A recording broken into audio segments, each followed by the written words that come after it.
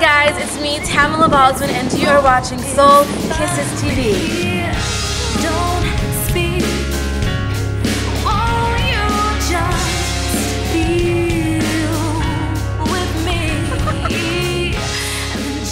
And today, we are chatting with an inspiring woman, Mariah Harris Rodger, Executive Director of Fender Music Foundation and CEO of Symbiocracy.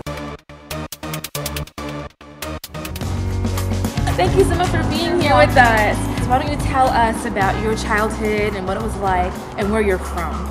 Well, I'm from Kansas City, and I had a really good foundation. My mom brought me up right. She told me everything, all of the important things that I needed to know. What's the really one early. thing that stood out to you? Oh my goodness. There were so many things. To not allow other people to walk on you, to do what you feel is right, to be a hard worker. In 5th grade, the teacher came out, the strings teacher, and showed us what all the different instruments were, and showed us the violin and the viola and the cello and the bass. Did you fall in love with music right away? I mean, because like your instrument, I play the flute, and it was definitely a challenge, like trying to, get those notes and playing. So I didn't really fall in love with it right away. It was more like, I'm gonna conquer you, flute. Did you have that, or was it more of like a healing experience for you? I wanted to accomplish it. I think is what it was.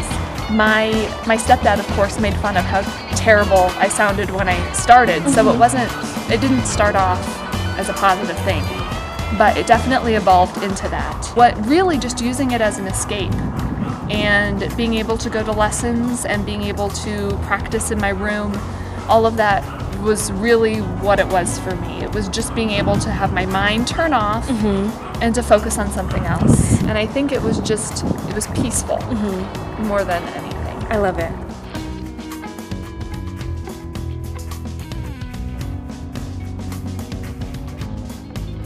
College was something I was looking forward to since I was about 1. My mom had me start getting money for college right away. I was picking up change off the ground and dollar bills, and every time it was my birthday or Christmas or something like that, I would put it away, and I put all of it in a mutual fund. So I had over $40,000 in a mutual fund when I was 18, or when I was 17, and when I was 18, or just before I turned 18, is when 9/11 happened and the stock markets crashed. So it went down to, it was just over $1,000. How did you handle that? It was kind of devastating that everything I'd worked so hard for was gone, but it didn't, deter me. It didn't break you? Because I know a lot of people do not have the backbone, especially at 17 years old. To me, that would be, like you said, very devastating. So what did you do? Like, how did you not let it deter you? Like, I kept working my jobs that I had, and I knew that if I kept working that I would be able to get enough money, and I focused more on scholarships. Okay.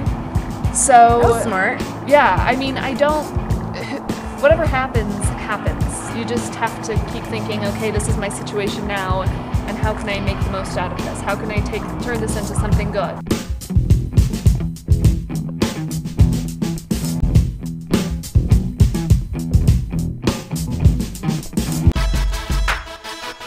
So what advice can we offer to teenagers and adolescents that are experiencing a similar path, where they don't have consistent support, or they're going through a rough time and they're all alone? What advice can we give them to find that inner strength to keep moving, to create the life that they're meant to lead? I'd say figure out what makes you happy, and to figure out what's going to give you the life that you want. Can you tell us more about Fender Music Foundation? Sure. Well, we're a small nonprofit. We get instruments into music education programs.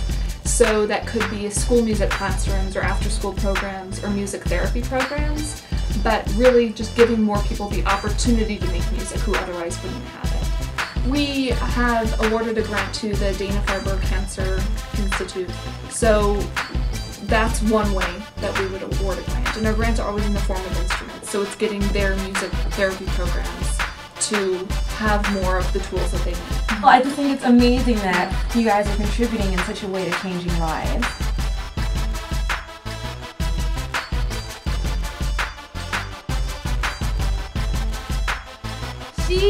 is doing all of this, raising all this money to help, get music out there to people, but she also helps nonprofits via her company.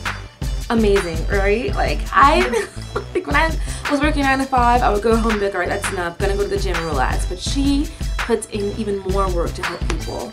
Tell us about your company. If I could do anything, I would love to be talking to people about what they do and how they could do it better. I mean, that's what I have fun doing. If I were to go to a party, you would find me in the corner talking to somebody about what they do.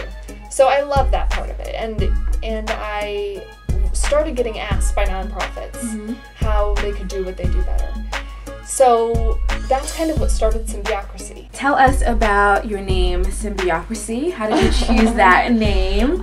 Say that 3 times. Symbiocracy means a symbiotic way of thinking.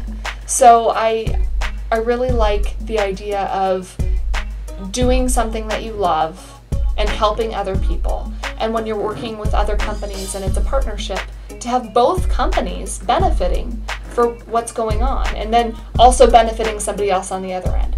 So I really like the idea of a symbiotic relationship. I would usually steer people away from starting a nonprofit and encourage them to start a social enterprise. A social enterprise is a business that does good. Oh, okay. So you would still be able to benefit a lot, except you're not depending on other people as much. Okay. You can depend on yourself. You have a lot more control when you have a social enterprise than when you have a 501c3. Okay. The reason people start 501c3s is that their donations that people give to them are going to be tax deductible. And yes, that's an incentive, but a lot of people donate to things because they really believe in them, not just because they're going to get a tax write-off. So what advice can you offer to other nonprofits that are trying to generate awareness and capital?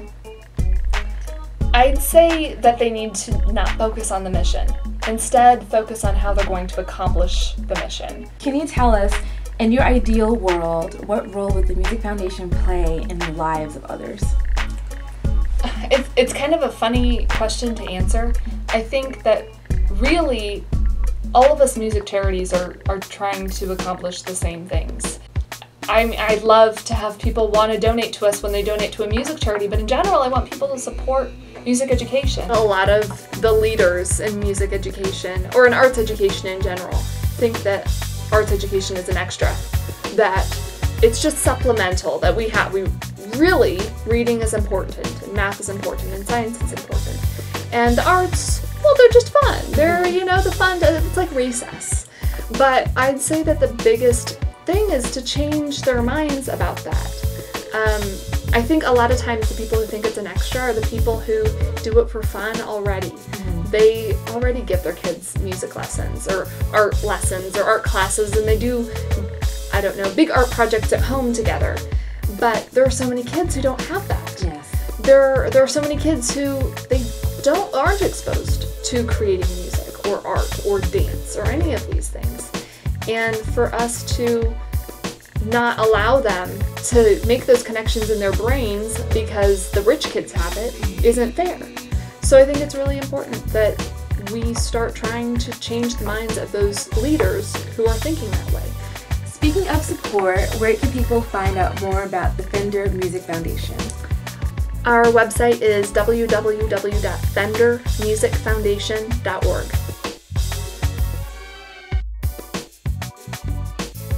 There you have it, guys. Soul Kisses TV, Tamala Baldwin, sitting here with Mariah Harris-Rodger of the Fender Music Foundation. Hi!